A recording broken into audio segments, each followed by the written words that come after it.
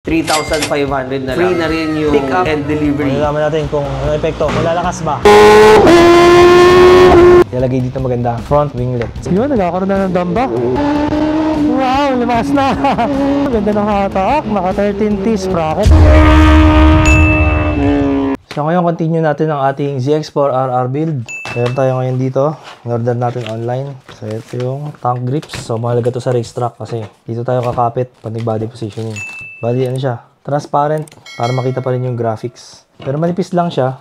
Pero sana talagang kumapit tayo dito, no? Pero parang kulang, nako. Ayun lang, ayun pala isa. So ito na yung ating ZX4RR, medyo malikabok. So kailangan natin ng basahan. Ito, meron tayo dito ng basahan. Kailangan kasi malinis yan para kumapit talaga yung tank grips natin. At pagkatapos ipapa-graphene coating natin to. Kaya kailangan natin muna madikit yung mga pads. Kasi pag nauna yung graphene coating, hindi na siya kakapit. Siguro unahin natin to.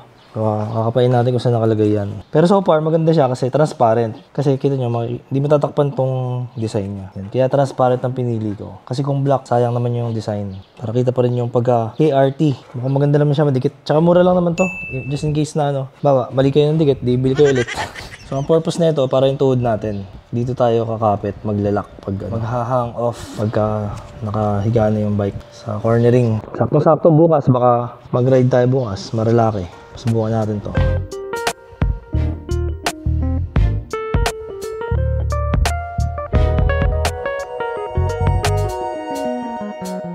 So, medyo challenging itong gitna kasi ano siya, hiwa-hiwalay.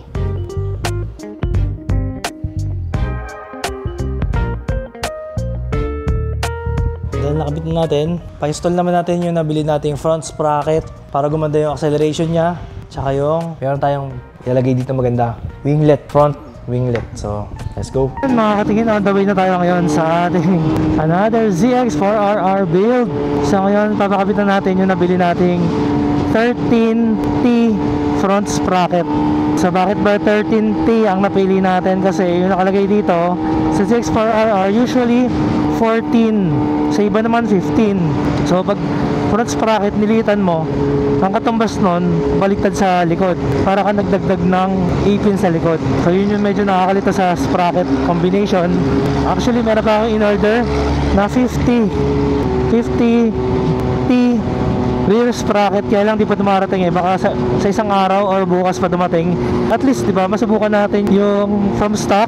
Nagpalit tayo ng full system. Tapos ngayon naman, magpapalit na tayo ng front sprocket. And then, makita natin yung difference. Next time naman, try natin yung rear. Combination ng 13 and 50 front and rear, di ba? Subukan natin. And then, sabihin ko sa inyo, share ko sa inyo kung maganda o pangit.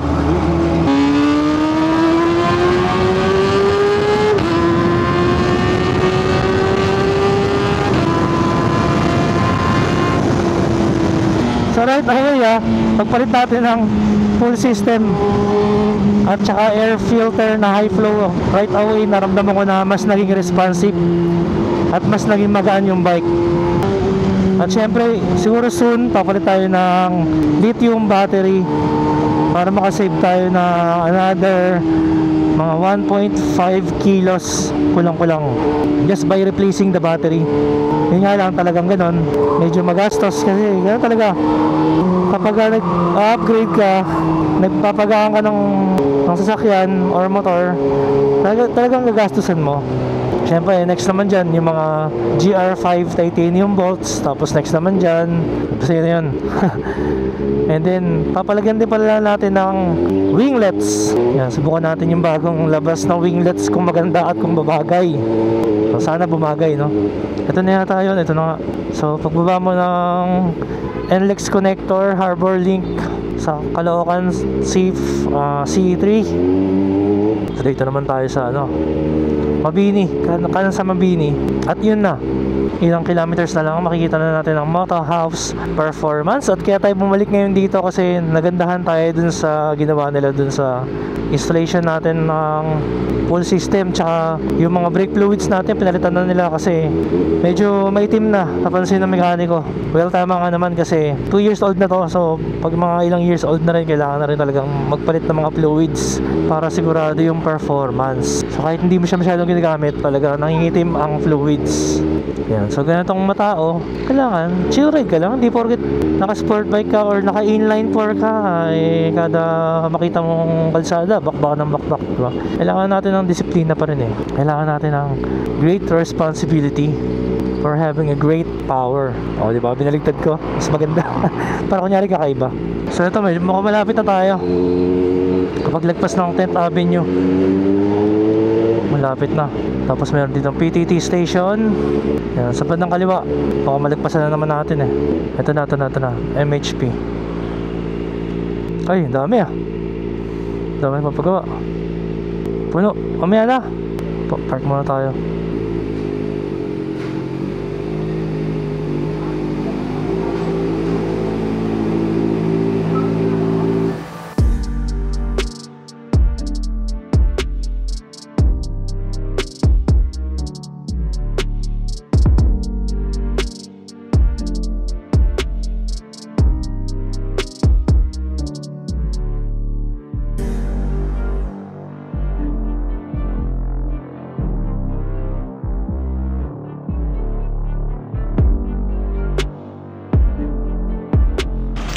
Yun. Ito siya. 13T. Ang nakalagay dito, compatible pala siya sa Ninja 400, ZX25R, Z400, tsaka Versys 300. Malalaman natin kung ano epekto. Malalakas ba?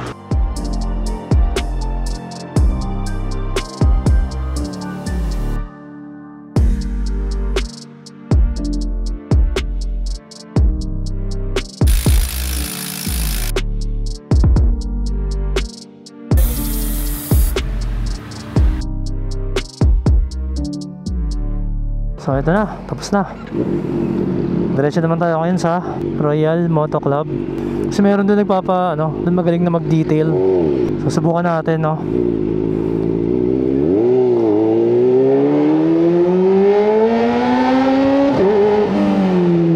Ganda ng weather, makulimlim, pero walang ulan. Ito na nga pala, nakaspracket na pala tayo. Yun, nagkakaroon na ng damba. Dumadamba-damba na siya, in fairness. Meron na, may damba na.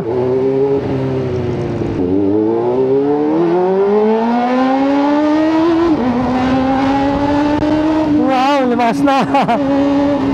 Ganda ng hatak. Naka 13T sprocket, Yan.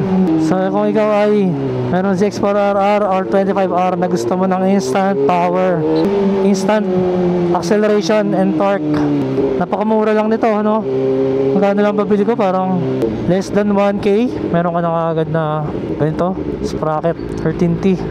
Lalong naging aggressive yung tunog, circle na tayo, monumento, rotonda, monumento.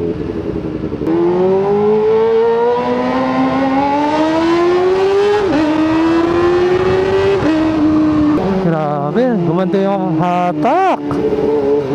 So yun talaga problema ng stock ng 25R and ZX4R is yung gearing nila masyadong mahaba. Kaya kung makikita nyo yung mga posting sa social media ng mga speed, yun talaga, masyado mahaba yung speed. Yung second gear ngayon may power na, dumadamba na, may power na.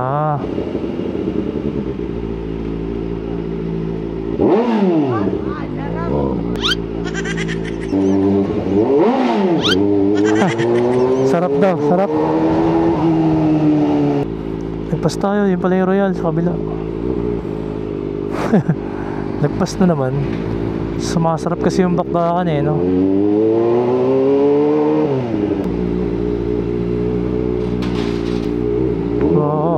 Okay. Dito tayo sa Royal Moto Club. Check natin yung pinalagay nating winglets. Ayan yung pinalagay nating winglets. Napaka-pogi, di ba? Lupit, Yan. So dito tayo ngayon sa Royal Moto Detailing ang pangalan. Under Royal Moto Club. Dito siya ceramic Harley Davidson, Napakalupit, Siyempre, Mr. MTV, Bangus, DMDL Construction.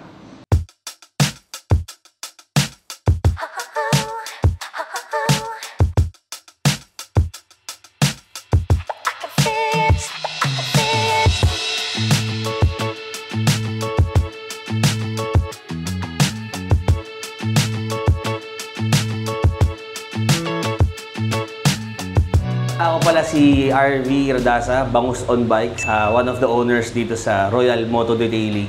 Royal Moto Detailing located siya dito sa 10th Avenue, Caloocan City, inside Royal Moto Club. Ang ginawa natin sa ZX4RR ni Sir Kenji is, first of all, syempre, kinarwash muna natin, hinugasan natin, maigi, and then binuffing natin.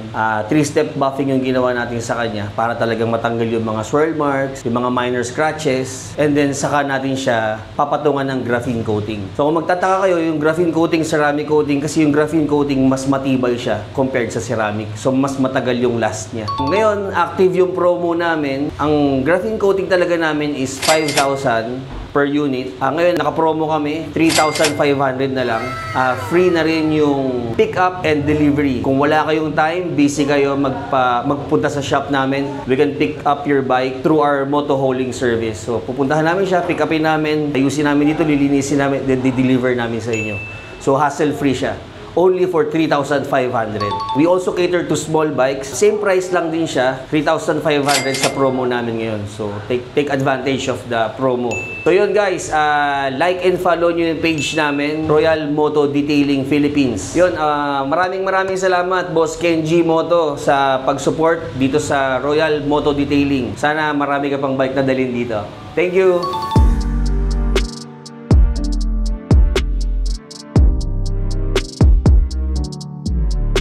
Yun, wow! Napakaganda na kinalabasan. Nakakasilaw sa kintab. Grabe, no? Wala akong masabi. So, ganda rito, ano? Madali na hugasan to. Kumbaga, bubusan lang ng tubig. Hindi na masyado kailangan na kuskusin. So, subukan na natin. Test ride na. Thank you sa Royal Moto Detailing. Grabe, no? Sobrang ganda, oh. What a transformation. Kita nyo naman, pati yung ano, winglets. Pogi-pogi. At ito, 24 hours na siyang nadikit. Kaya tingin ko naman maganda-ganda na yun yan, kapit niyan.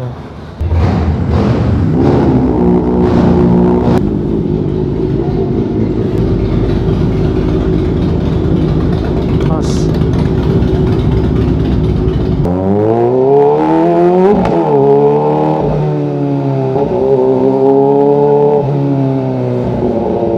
So yun, nagkaroon na siya nakahatak. Mamaya testingin natin pag straight.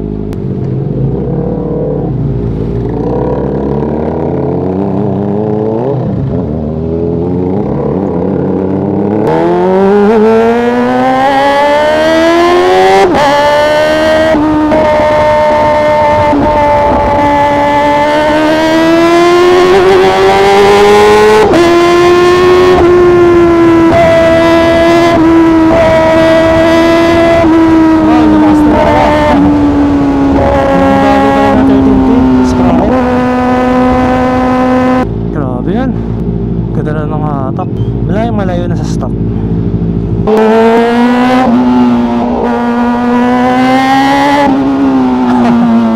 Sobrang solid, no?